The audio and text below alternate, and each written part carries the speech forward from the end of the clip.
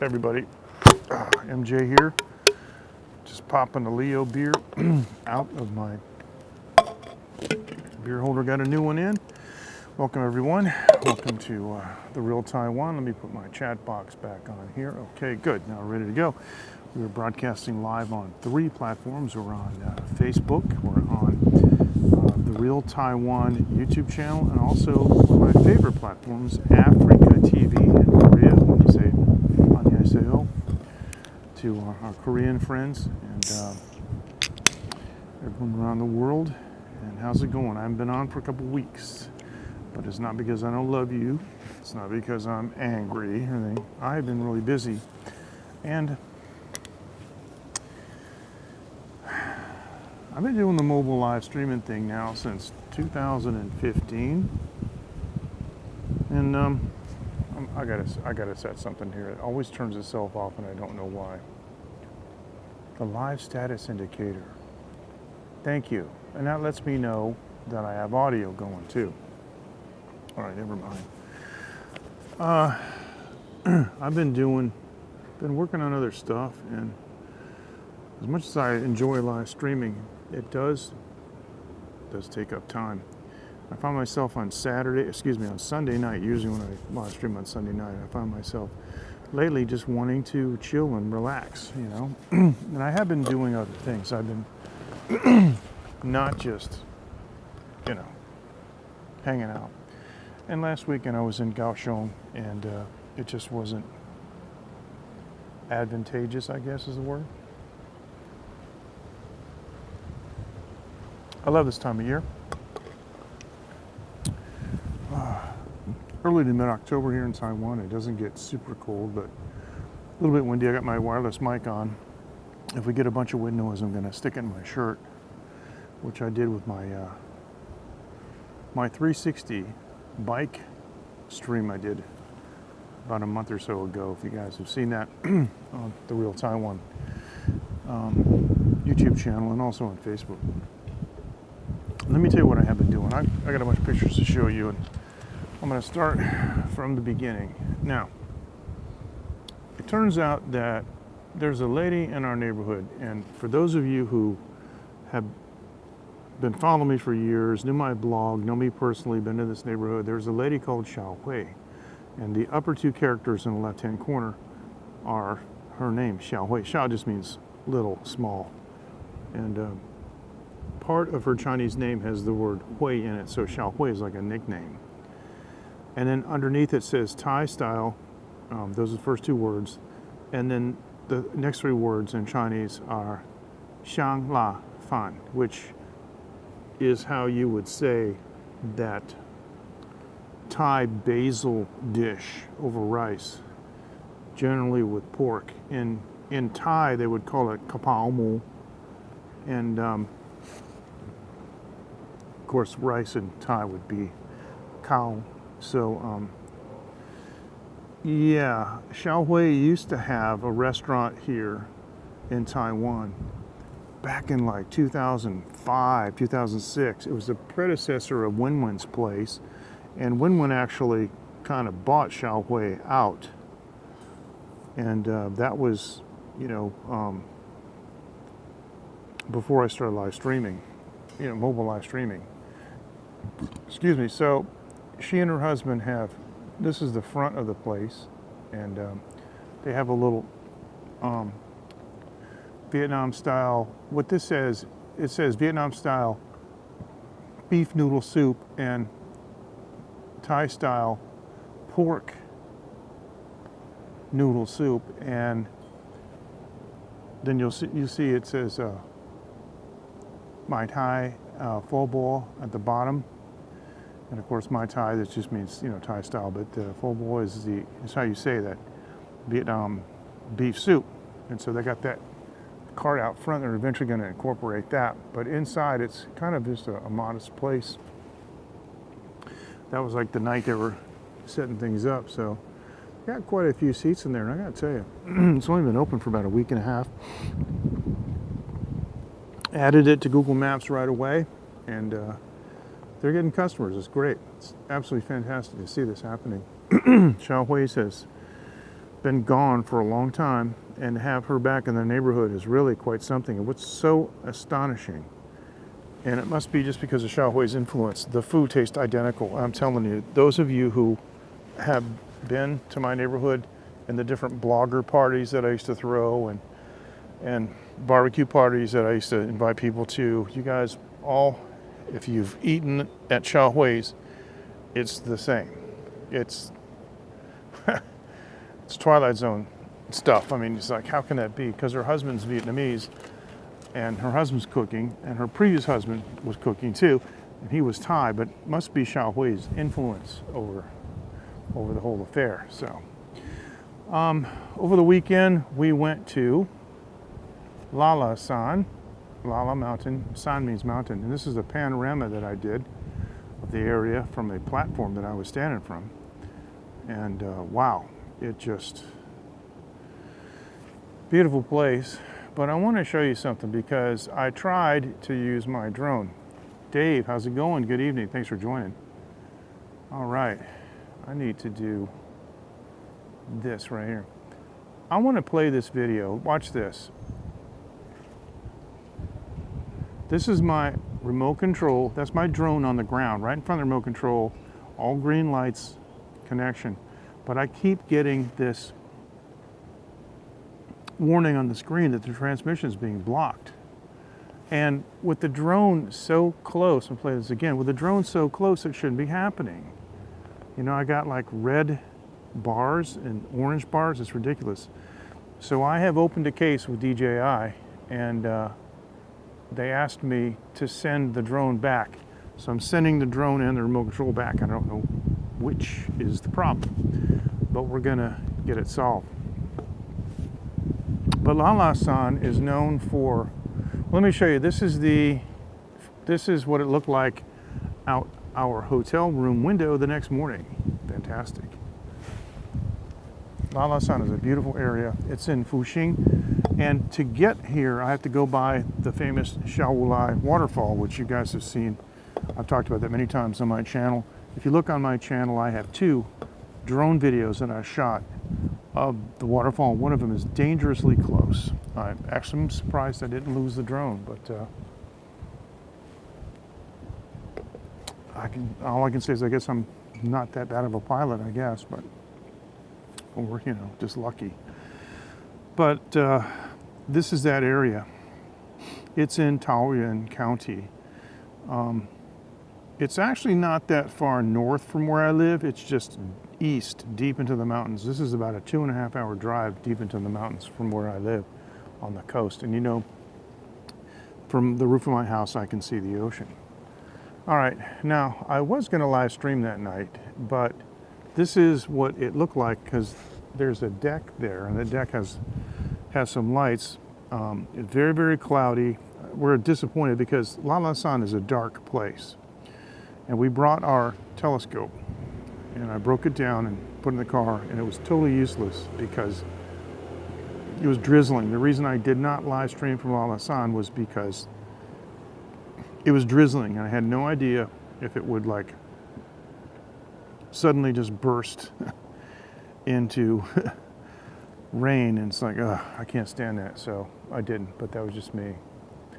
Now, the other thing about Lala San is that they have these giant cypress trees, and they are amazing. And you can't get the scale of this tree.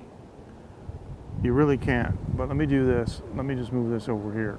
You can't understand how big these trees are until we put the statistics up here. Okay, so, hey Ken, how you doing? Good to see you, bro. Now let me see.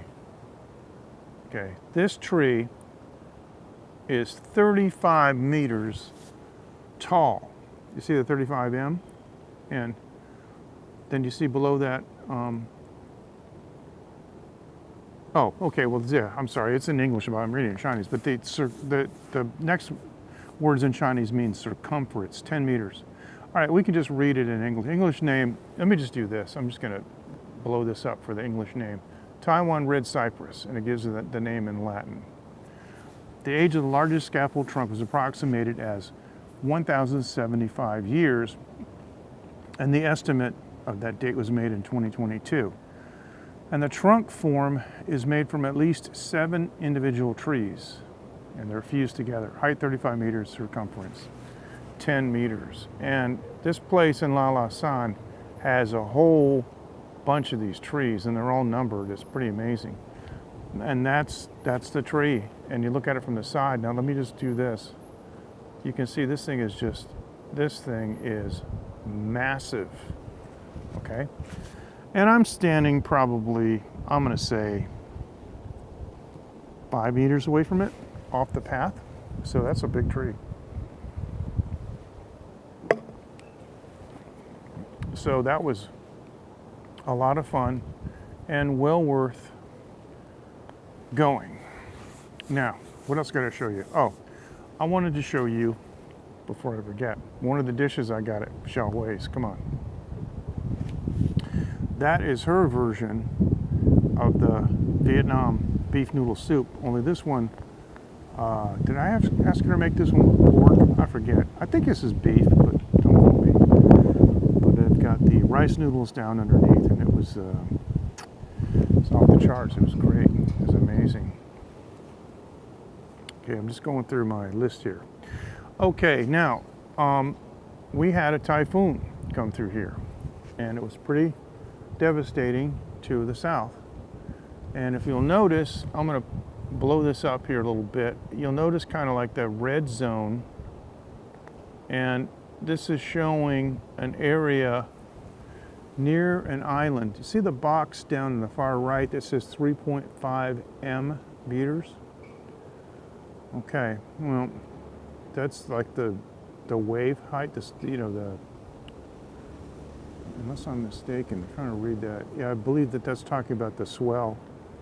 Point being, though, where that dotted line goes up and hits, there's like a little dot there. That is an island. It's called Orchard Island, but it's Orchid Island. No, anyway, in Chinese it's Lanyu, and we always say Lanyu, right? And okay, cool. All right, good. Yeah, I have a face for radio anyway, and I've got, that's it. That's what I did, national talk in the States. I wasn't on camera. All right, Ken, glad you could join us, man. This island got clobbered. The eye went right over it, and the only graceful thing that you can say about a typhoon or hurricane when the eye hits is that you do get like 45 minutes to an hour, maybe, max, of time in the eye to patch things back up that have gotten destroyed before you go through it all again with the winds from the opposite direction. Over 100 fishing boats were trashed, lost, destroyed. It's amazing, the damage. And it was a category 4, and they're saying they call it class 17 winds. I don't know what that is, but there are some pictures online if you search on this typhoon and the damage that it did. There's a weather station in Lanyu that had 4 anemometers. Those are those little bullet-shaped things with propellers on the end of them, and they're to measure wind speed, and all 4 of them are broken. A couple of them are completely missing, but all the propellers are gone. It destroyed them. The wind speed was so high that it destroyed the equipment used to measure the wind speed. All right, now I put my Harley Benton double neck 6 and 12 on the bench last week. And the neck closest to the bottom is the 12 string, and that has the pickup covers removed on the pickups. Pickups are black, which is kind of weird because usually the pickup covers are on those, like on the Gibson, and the pickup covers are off of the other one. So when I go to restring the 6 string, I might just take the pickup covers off the 6 string because I just think it looks better without the covers anyway. And so the 6 string neck is the neck that is on the top in this perspective, in this photo. And what I did was I took my Music Nomad nut files, the diamond encrusted nut files. And I filed the nut slots down on the 6-string neck. I'm a little bit too exacting sometimes with this. I know how to measure very well, and whoops, that's my empty beer can. Now I don't have to worry about empty beer cans here in Taiwan because they're valuable, and every morning the aunties go all around town and they look for these beer cans. If I leave these beer cans on this table, nothing will happen. They'll be gone before dawn. Anyway, at the first fret, you measure the height of the string off the first fret of each string, and I filed the 6-string neck to a tolerance of 0.25 millimeters or 10/1000ths of an inch, which is really tight. The frets are not quite leveled. I'm going to have to level some of them, but in conjunction with the nut filing and putting a little bit of relief in the truss rod and then adjusting the the bridge height, I was able to get really low action, and I'm going to say relatively clear of buzzing. It's actually quite good. And the guitar, the 6-string sound of the guitar sounds amazing, especially the neck pickup. It's so milky and smooth. It's very much like an SG. The 12-string neck, I filed the nut slots to a bit higher. I'm going to say lower tolerance, but a higher number. And so, if memory serves, are 0.22 But the reason you have to do that is because if the nut is too high, then the string is too far off the fret, and when you press the string down, to fret it to make a note, it detunes it because you have to press it so hard. And so now I'm going to say, and I put the truss rod covers back on because I also have applied enough neck relief that's a little bit of a bow, and I adjusted the bridge.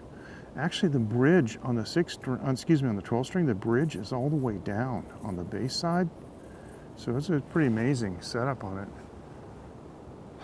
But here's the main problem with this guitar. I'm going to show a picture of the controls. Now, let me do this. I'm going to spin. Whoops, I don't want to do that. I just zoomed myself. What I want to do is come on. There we go. I want to turn this. There you go. Now, this is what the controls look like when you're playing them and you're looking down at the guitar. You got 2 knobs and 3 switches. Okay. The switch all the way to the far right, the one that's in line with the knobs. Okay, see what I'm saying? There's knob, switch. That's the selector that selects the 6-string neck or the 12-string neck. And right now, that switch is, as you can see, is kind of aligned so it goes left and right. I twisted it so it goes more up and down to make sense. So down, or to the right in this case, would be the 6-string neck, and up would be the 12-string neck, and in the middle you can have both of them active if you want. And then the other 2 switches on the bottom of the guitar, which is the top in this perspective. So in this perspective, the top left, that is the 12-string pickup selector. Down is neck, up is bridge. And then in this perspective, the upper right switch is the 6-string pickup selector switch, with down being the bridge and up being the neck. Now the 2 knobs, the one on the left is a volume control and the one on the right is a tone control. And this is the main problem with this guitar. You've got 2 necks, 2 completely different. It's like having 2 guitars glued together. That switch on the right, like I said, can switch between the 6-string and the 12-string. But with the configuration as the guitar is shipped from the factory, you cannot get individual volume control over each neck, which is a big problem. Because most of the time, you're playing the 12-string with the volume down a little bit. See, most of the time you have just one amp.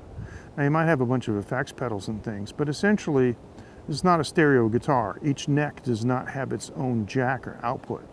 Now, that could certainly be done, and it's not out of the question to do that. That would require some more routing and for me to drill some holes and do some stuff, and I'm not, like, I don't have any equipment for doing guitar finishing, so if I hog a hole in the thing and I chip some of the finish off, then yeah, that's how it's going to stay. But getting to the point, usually you're playing through a single, you're playing through one amp. You might have an effects pedal where you step on it and you get distortion, and then you step on it again and it's clean, but you still don't have individual control over these necks. Most of the time you turn the volume down on the 12 string because you don't want the gain so high, because you want it to be cleaner and maybe softer. And then you might want to just slap that 6 string switch down and then blast on a lead solo. Now, if you think of like Stairway to Heaven, where Jimmy Page is playing the chords, and da-da-da-da-da, the D thing, whole thing there, and then he just hits a switch and he's playing a solo. Well, that's because he has individual control over the neck and the bridge, excuse me, over the 12-string neck and the 6-string neck. So what I decided to do was, because I don't need a tone control. Come on. I don't need a tone control at all. This is what the cavity looks like when you pop open the string, or pop open the back, and you see all these wires. I don't know why I'm having trouble talking. I'm just really tired. That's what the guitar cavity looks like on the inside. One of the reasons I'm talking about this now, I'm getting ready to do a video about this, and I don't think anybody has done this and documented it on YouTube. Probably somebody has done this mod. Guitar's been around for a while, but I've never heard anybody talk about it. And I've heard, like, if you go to Thomann, the company that sells these, and people that review them, they always talk about how, well, it's only got one volume control, but I never heard anybody say that they repurposed the tone control into a volume control, which is what I did. So I didn't have a diagram for this guitar, but it's not that complicated. Let's look at the components. There's 3 switches. You see them, they got the brown wafers. This is opposite of the other picture. So if you look at the very top in the upper right-hand corner, that's the 6 and 12 string. And you see this yellow, that's the switch that's switched between the 12 string and the 6 string neck. And you see the yellow wire coming off that going to the jack. Well, that means that the direct output of that switch is going to the output jack of the guitar. And that's what we need to change. Because what we want to do is we want to make the output of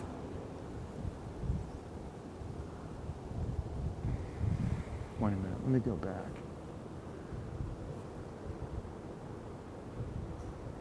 This picture here, now that I look at it, is the complete modification. The red wire comes from the, you see the red wire goes from that 612 switch in the upper right-hand corner. It comes from a volume control. And the white wire from the volume control comes from another switch. So that's the pickup, the white wire is connected to the pickup selector switch for the 12 string, and the output of the pickup selector switch goes to that volume control, and then it goes to one side of the 6 to 12 string selector switch. And it's hard to see the other one, but if you look directly below the 6 string and 12 string selector switch, so that would be the switch on the bottom right, we see a couple of things. We see a yellow jumper wire basically there, and that yellow wire comes from that switch. So when you throw that switch, you can select, the neck or the bridge, and it goes, it's hard to see because it's under the wires, it goes to another volume control, which used to be the tone control, which I have cut the tone capacitor off and I grounded the back end of it, and I'm just using the wiper like a regular volume control. And I took the output of that and connected it to the other side. It's very hard to see because the black wire is kind of covering it up. But it's on the opposite side of that neck selector switch from the red wire. And so this is the completed modification. And then the output of the 6 and 12 string switch, the one that selects the necks, the output of that goes to the jack, because it used to be that the output of the volume control went to the jack, and that's the problem. So this modification took me about 35 minutes to do, and I did it without a diagram because it really wasn't that difficult. I just looked at it carefully. And fortunately, I was able to just desolder those jumper wires and reconfigure them, and I only had to make one other jumper wire because I had to ground the bottom of the tone control to turn it into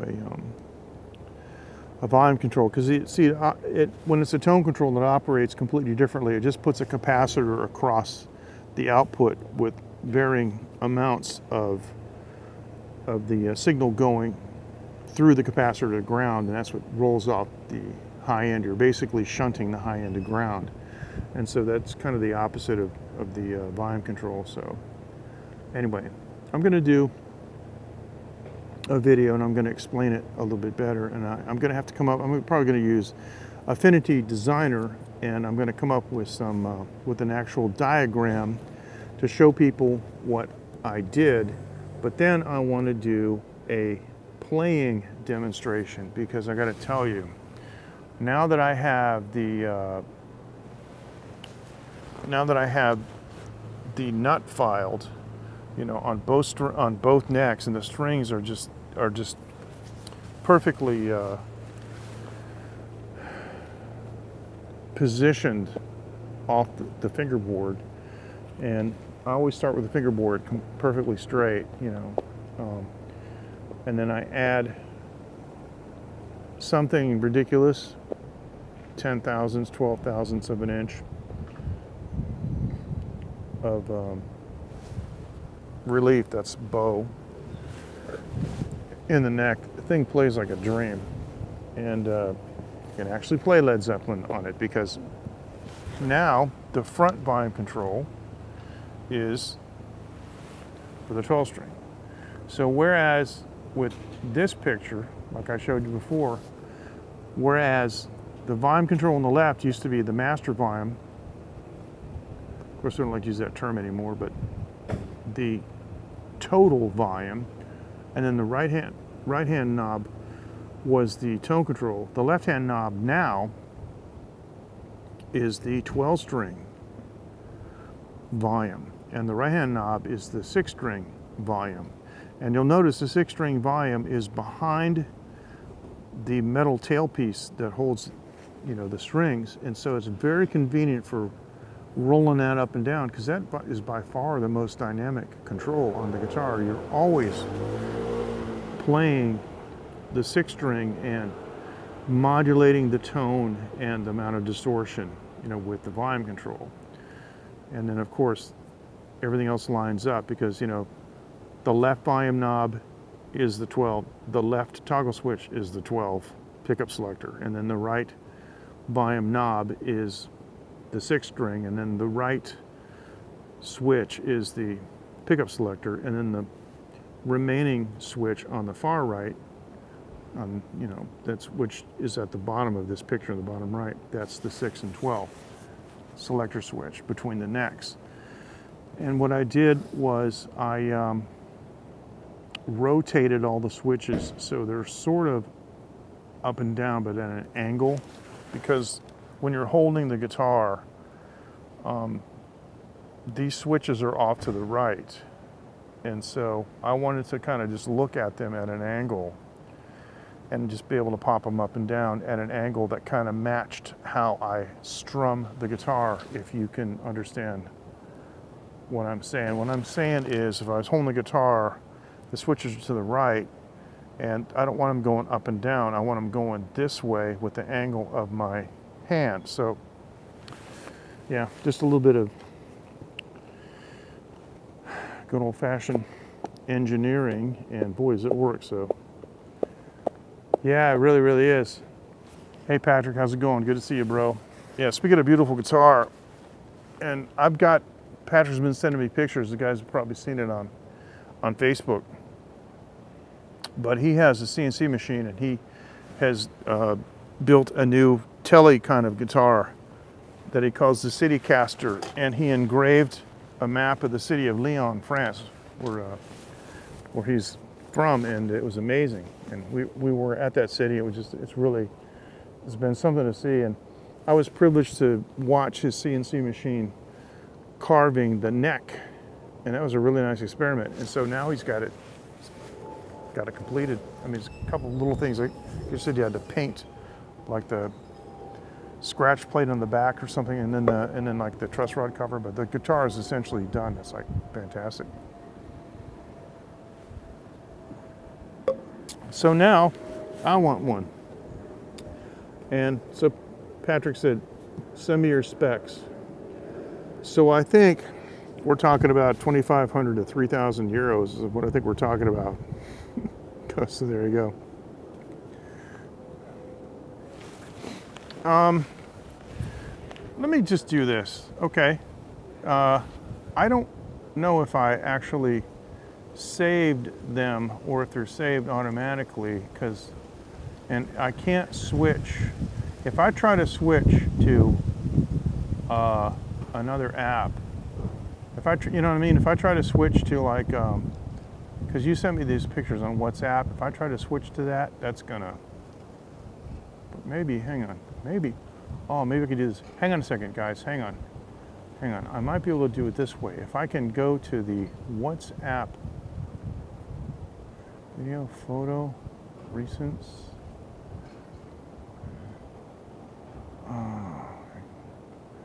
Well, I'm gonna see if it's in here, but yeah. Well, what I can do is I can absolutely, when I'm not on the air, I can absolutely save these. Sorry, I know you've got this terrible view of me, but I've got bifocals, you know, and it's really close to me, I have to look up. I did not save those to my camera roll, so I can't show them right now. Yeah, I don't have them. Okay, I gotta cancel this. I don't have them, but because if I switch right now, this is not like Android. If I switch to another app,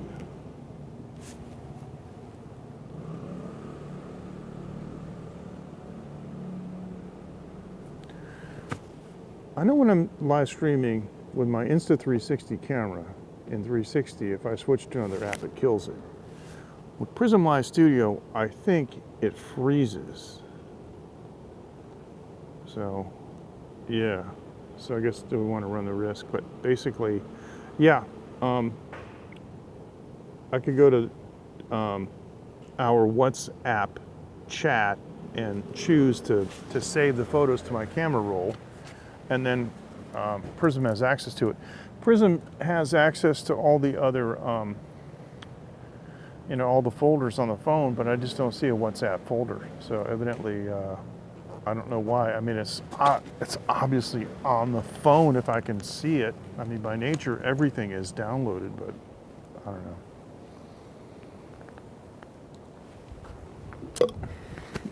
know. Yeah. What I can do is, when I get ready to sign off, I can try it and see if it works. And if it doesn't, whoa, no big deal. But you know what I was thinking? I mean, how cool would it be to do the body in aluminum,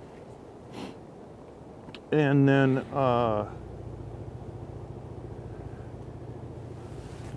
basically like I was thinking maybe sandblast it or buff it, and then maybe black epoxy. Of course, you could do it the other way too.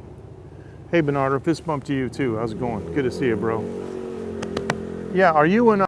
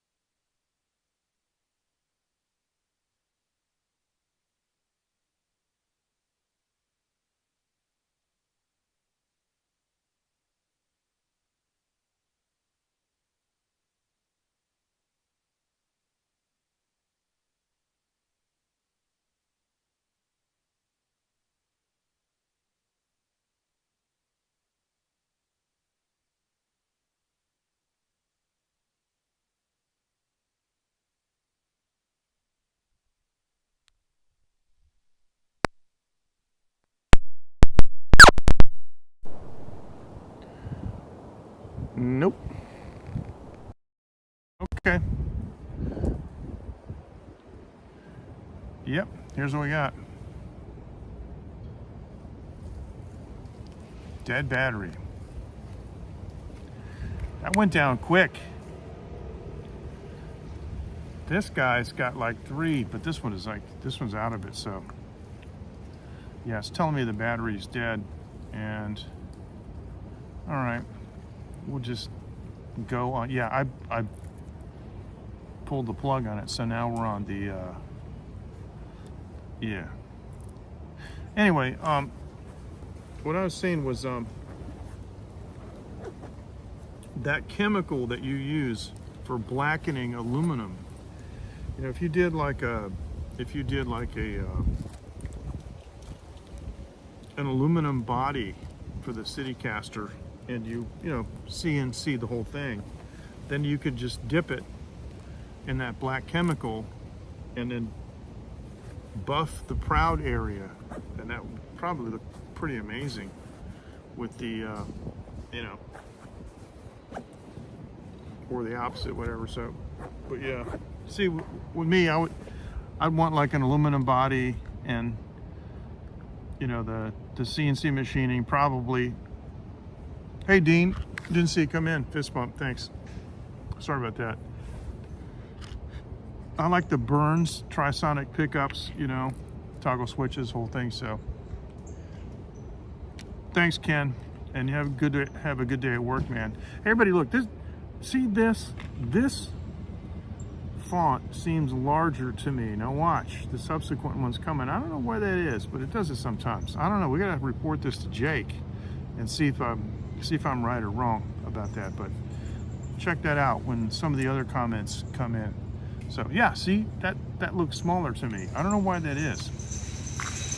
Kind of strange, but yeah, but that would be a really cool project. And of course, what city do you put? Well, not the one I live in.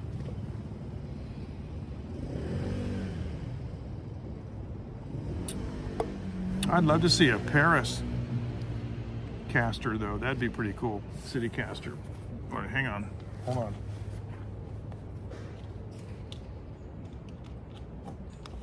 Yeah, thanks for letting me know when the audio was gone. And my beer indicator has told me that this beer's gone.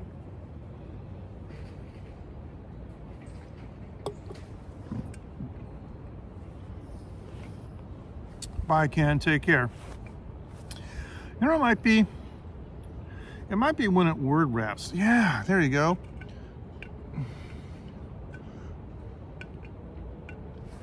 Yeah, it is harder to carve. Yeah, it is. But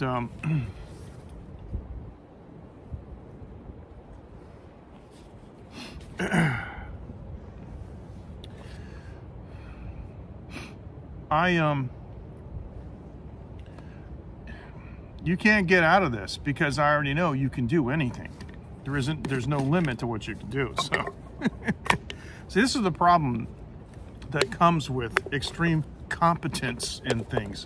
If you're extremely competent in things, and people know, oh yeah, well you can just, sure, yeah. Satellite? Oh, no problem. You can do that, right? I mean, put one in orbit. Yeah, so it's like, but it would be really interesting to weight relieve it. But I'll tell you what we could do.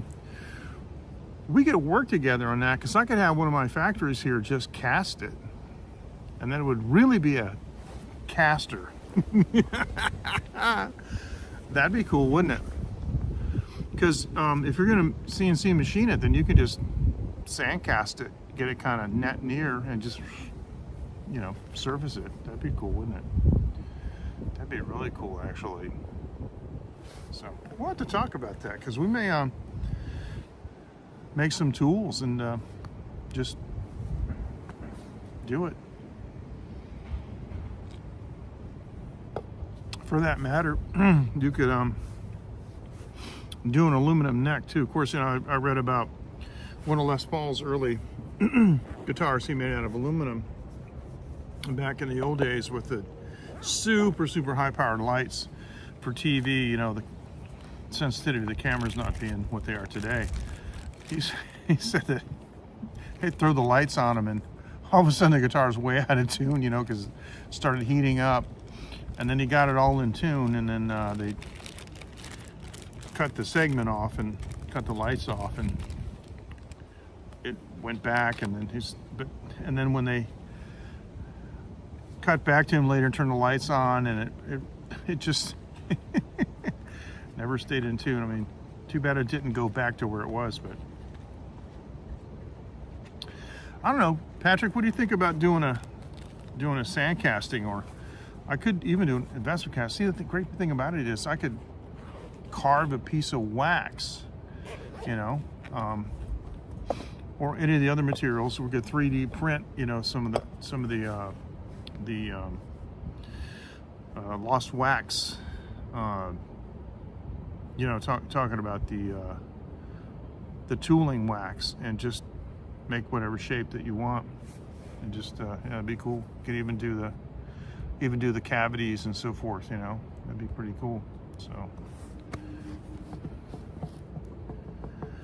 I don't have any Telecaster shape guitars, and I've never owned one. I've only owned Strat, you know, Fender Strat shapes. So I like the Telecaster, but I think I'd like to put more of a horn on the top just to see what it look like. So that's a great thing about drawing. You can just draw it. But yeah, let's talk about that. Maybe casting one of those.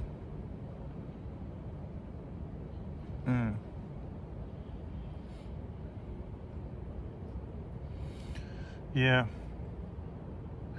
definitely. I would think so, because that would be really, yeah, that is a fun thing to do. And if you can get good at it, you know. I was at Tony's factory, and I don't know who did it. I don't know if there's a tool for it, but he had an unbelievable wax master of an eagle's head, and individual lines, you know, on the feathers, and the beak and the eye detail was amazing. And he did non-ferrous casting, so I think he wanted to cast it in like yellow bronze and polish it, but I never saw it finished. That's another possibility too, because all these places that I work with do non-ferrous, and yeah, I could have them cast. Of course, it'd have to be super weight relieved, but I could have them cast like a nice bronze, a gold or a red bronze, and polish that sucker. Boy, that'd be pretty amazing. I'll tell you what, though, talk about RF shielding, huh? It'd be interesting, though, to see if you could do the neck in aluminum. I know it's been done before. Nothing's new. But it's funny because I got your message, you know, on Facebook, your reply about sending me the requirements, and I was just thinking about what would be my requirements. I think I'd probably want like a Wilkinson vibrato and maybe a Wilkinson roller nut frictionless system, because I hate those shallers. God, I hate them. You know, I had a Strat. It was a 1991 Japanese custom shop Strat, and you know, it was hot rodded out. It had a Seymour Duncan humbucking pickup with a coil split, and it had another toggle switch that somebody had put on for a kill switch, and they didn't implement it correctly. I turned it into a phase reversal switch for the center pickup because that's what made sense to me.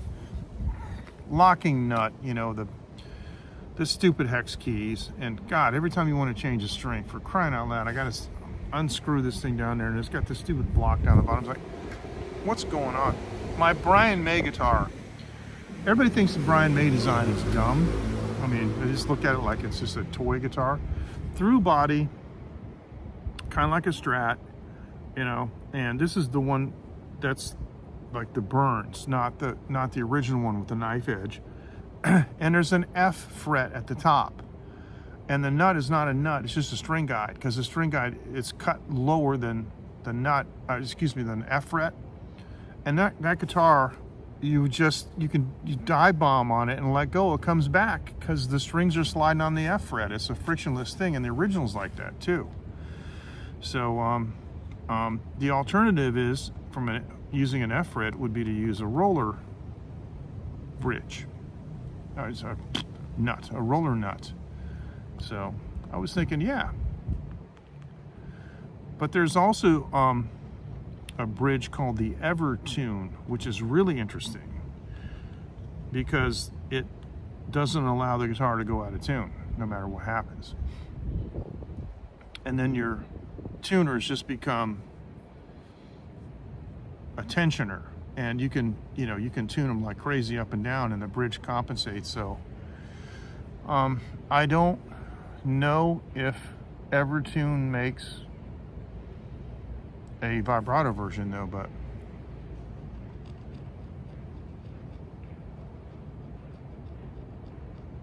yeah, okay, so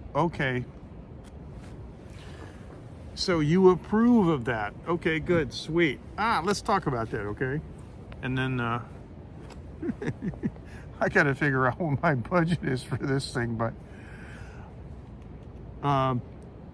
aluminum cast body, CNC machined city on the front, obviously some kind of finish on it. It's just stock wood neck is fine. Just don't want to be ridiculous. Wilkinson vibrato system and roller nut and three trisonic pickups. Yeah. Oh man. Did I? With the Wilkinson? Did I notice the Wilkinson roller nut?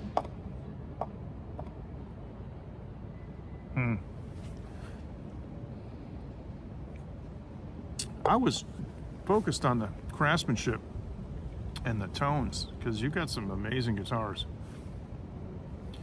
Yeah, Patrick showed me some guitars that I've only heard of, but some I hadn't heard of, but pretty amazing.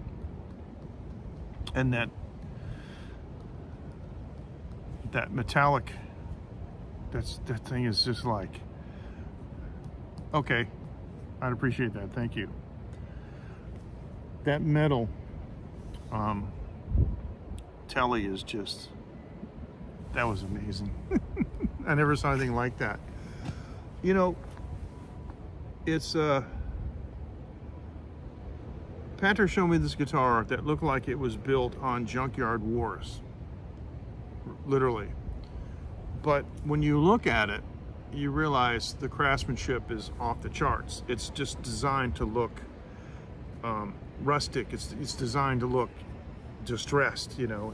But the playability of the thing and the tone is just, and it's very, very unique, and it's like the coolest thing. So he's got some really cool, really unique guitars, and I just regret that I got at your house in Marsan. I was so relaxed. I kept saying, "Oh, I gotta play that Les Paul.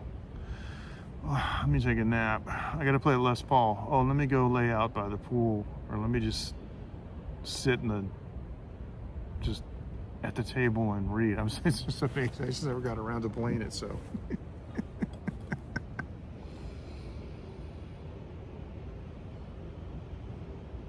Really nice Les Paul though. But yeah, I'd like to see pictures, and I've never known that where I had see. Oh wow. Hey, that's cool, man. That is really cool. What'd you call it? The rust caster? Wow, that's something. Well, listen, I mean, tell you what, please just send me pictures, whatever you want, that I can share with people, because we're talking about this, and then the next time we can do that. So using Prism Live Studio, I can show whatever kind of pictures. So yeah, I'll say, yeah, no, that is cool. I know what you mean. That is cool. Yep. That's like the time Brian May replied to me about an astronomy comment that I made. So, by the way, this is the hat that I got in Paris, and it's time for me to get another haircut. By the way, the Mr. Lee who duplicated my Parisian haircut about 2 weeks ago, it's grown so fast. Of course, I got hat hair now, but this is my Parisian hat. It fits so well even when it's windy. It doesn't blow off. It's great. I should have got 2 or 3 of them. So we had such a good time, and Patrick, I can't thank you enough. And we're gonna send you something soon. We got something for you that we want to send you, you and your wife, and yeah. I want to ask you, have you used the LED glasses yet? These are LED glasses. You guys have seen me use these LED glasses, right? And I bring them places, and everybody is always so like amazed at these things, right? Because they're just so, it's so like, I don't know, basic or whatever. But I took one to this bar down in Kaohsiung that I frequent, and I had it like in my bag, and I handed it to the bartender, and I asked her, would you mind just rinsing this out for me? It's been in my bag. And she said, oh, no problem. And she ran in the water and it lit up, and she dropped it. It's like, I said, oh, I'm sorry, I didn't tell you so.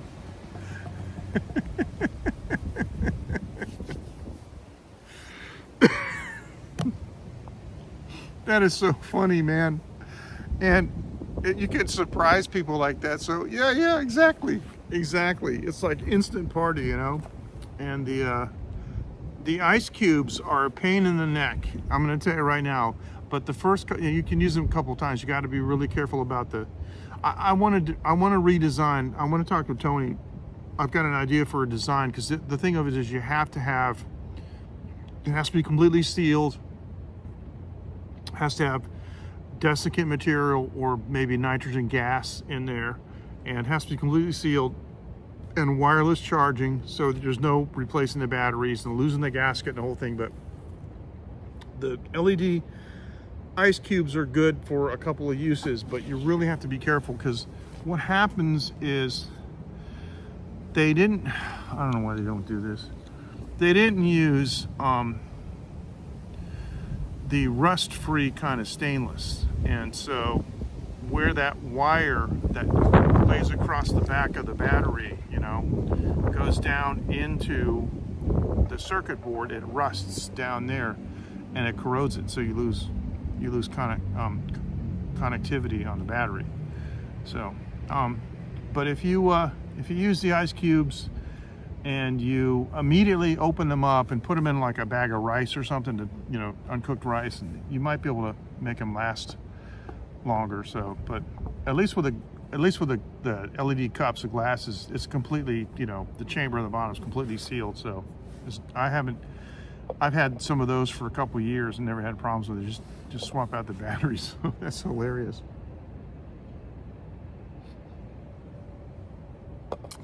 When we brought these to Patrick,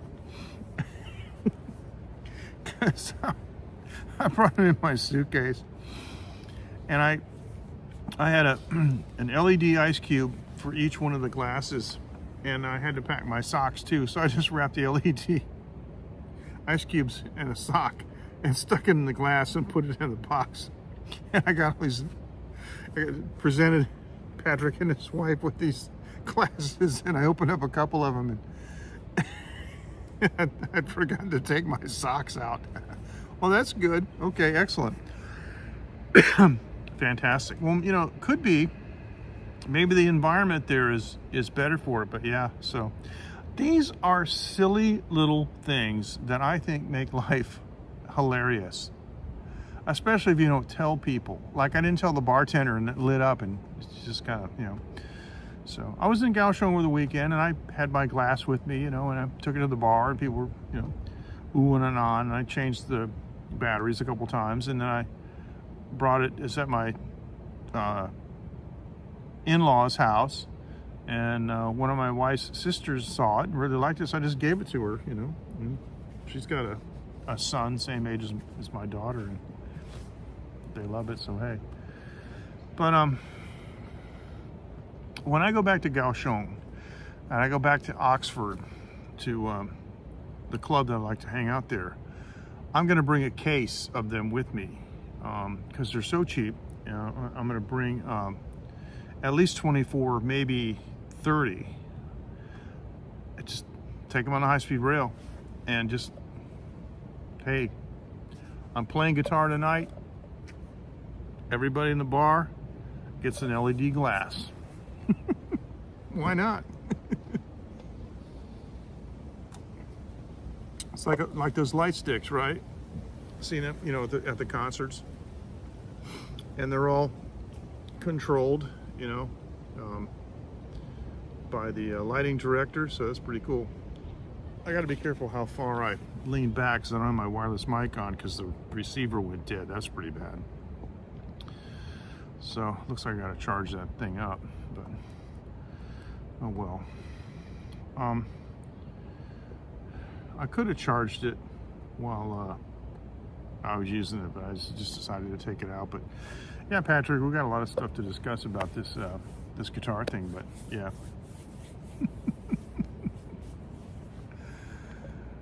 So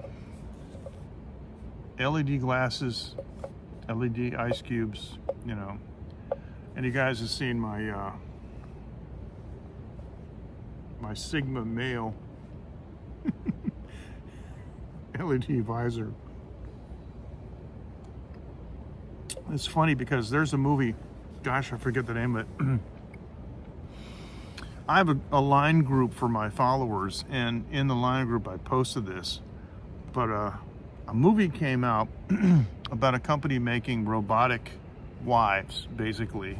I mean, it's an old thing, back to the Stepford wives and before. But there's a scene where the android wife is recharging, and she's laying down in like the regeneration station or whatever, and she's wearing one of those things just like I have. It's like, it's like, oh man, it's the exact same one. Like, I paused it, and I was like, whoa, it's exactly the same one. Costs like $1, $1.10 or something like that. So you never know, movie prop, for a science fiction movie. But it looked cool, and if you don't know where to get them, then well, this has just been too much fun, guys. But I'm gonna head out. It's 20 after 11 local time.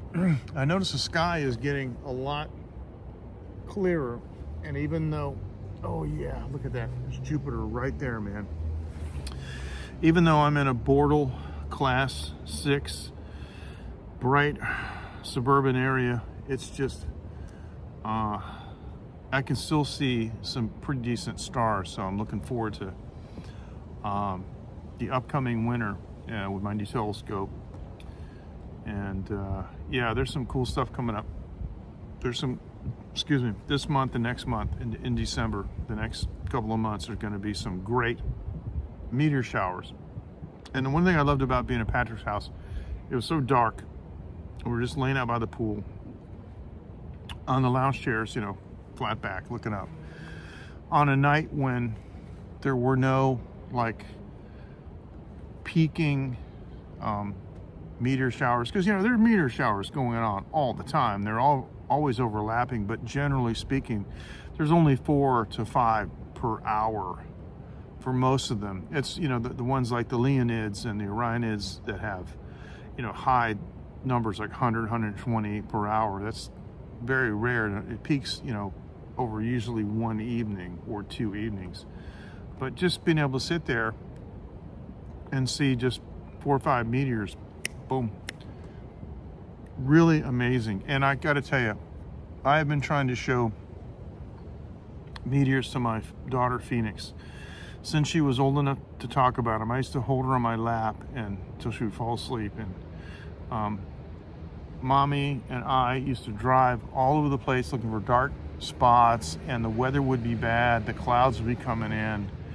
And I remember about 3 years ago on the roof of my house, it was pretty clear, but because we had so much bad luck, I guess, just driving to a place where it'd be clear, and then 2 hours later the clouds would come in and we're done.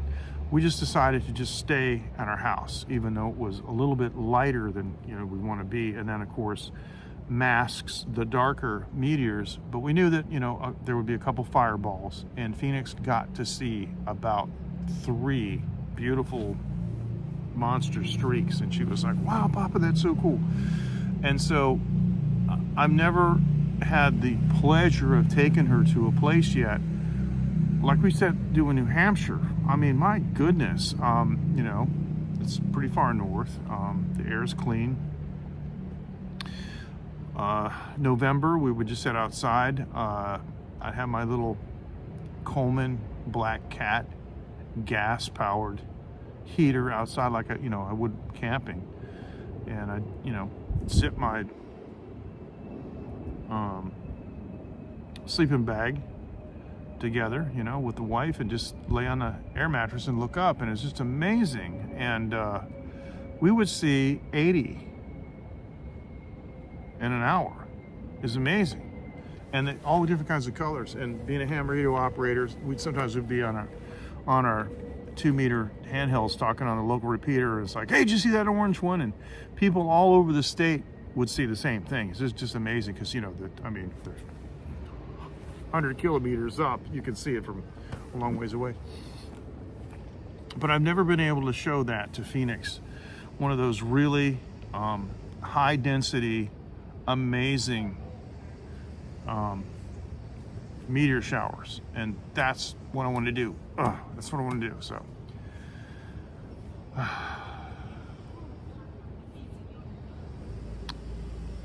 got to go back to Marsan in the wintertime.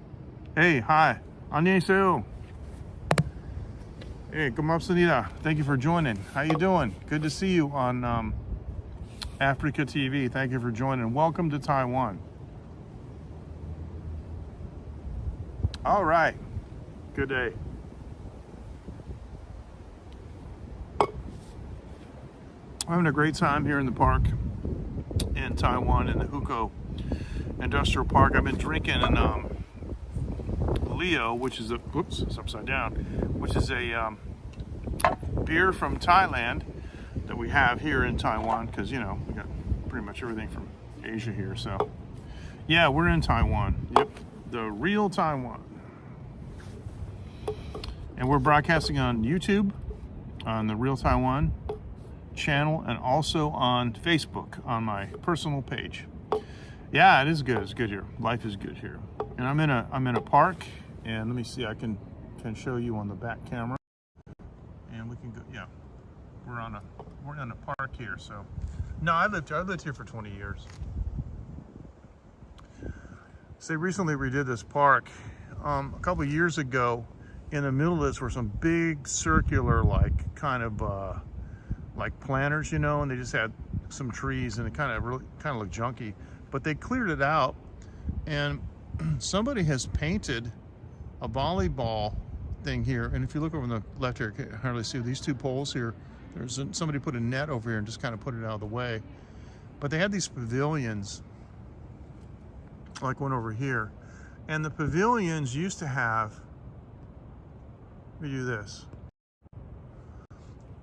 The pavilions used to have a table and chairs in them, but they don't anymore, because we had some people coming into our neighborhood from a certain country that were known for being slobs, and they didn't clean. I was over here one day when it wasn't the it wasn't the village master, but they claimed it wasn't the village master, but it was well, he's a representative, and what it was is they didn't clean like they do a barbecue, and they would like leave like junk everywhere. They didn't bring trash bags or anything.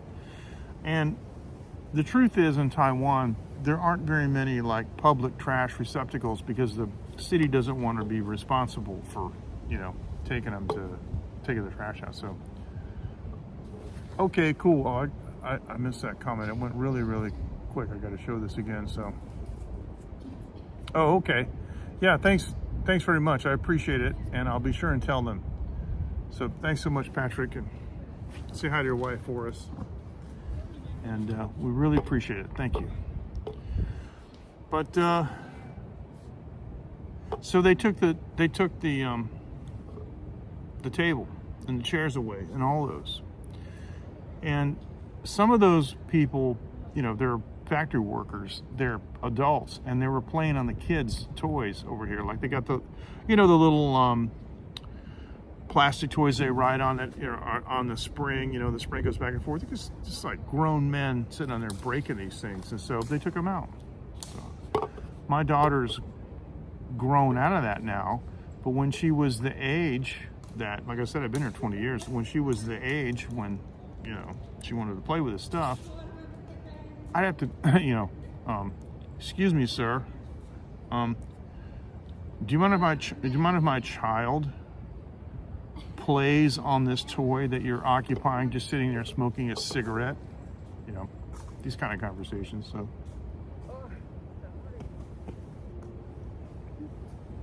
that's what I was doing. It is what it is. All right, so we had our last Thai beer, and that ends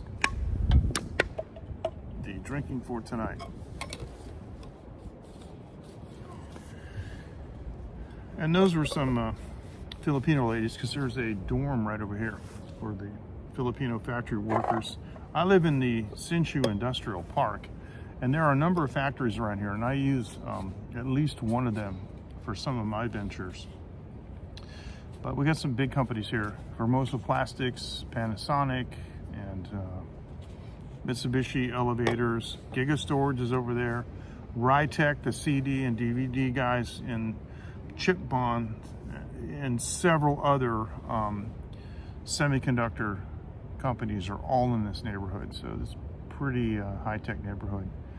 And the value of our house has increased by 40% in the last 12 years because of that. So it's pretty cool. So anyway, and if you're still watching, how are things in Korea? And what part of Korea are you viewing from?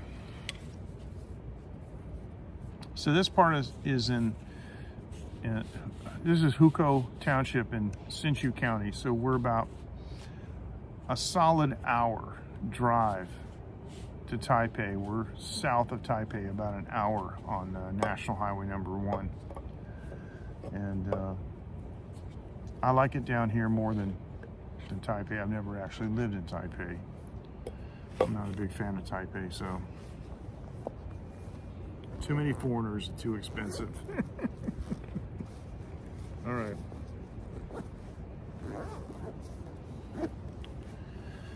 All right, ladies and gentlemen, we're gonna call it a live stream. Thank you so much for joining, and we'll see you next time. And Patrick is gonna get me some photos that I can show you of some of the guitars we were talking about earlier tonight. And I'm particularly interested in that one with the Wilkinson roller nut. Because yeah. Anyway, guys, take care. And we'll see you next time. Thank you so much. Fist bump. And remember, I love all of you. Bye-bye.